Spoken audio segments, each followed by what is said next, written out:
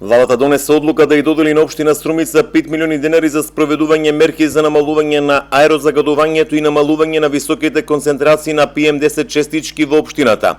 Дел од овие средства, како што стои во соопштението од владата, ќе бидат наменети за приклучување на струмичката болница на гасоводната мрежа. Со оваа интервенција ќе се намали аерозагадувањето во градот, бидејќи болницата сега се загрева на нафта. Владата на Република Северна Македонија на неколку од последните седмици донесе низа мерки и дополнување за поефикасни резултати од спроведување и справување со ова прашање.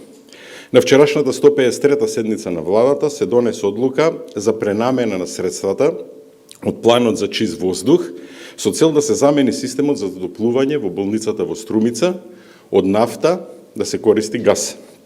Со тоа се дозаокружи имплементацијата на првиот план за чист воздух во вредност од 2 милиони евра. Според заменик министерот за животна средина Јани Макрадули, почнува постапката за замене на греењето во струмичката полиција, кој исто така треба да се приклучи на гасоводната мрежа.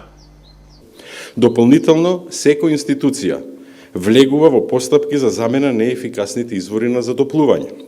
Како, например, дозволете да го нагласам почетокот на процедурата во Министерството за внатрешни работи во измена на затоплувањето во две полициски станици, во Струмици и во Кочани, првата каде нафтата ќе се замени со газ, а во Кочани се бара решение тоа да биде со геотермални пумпи.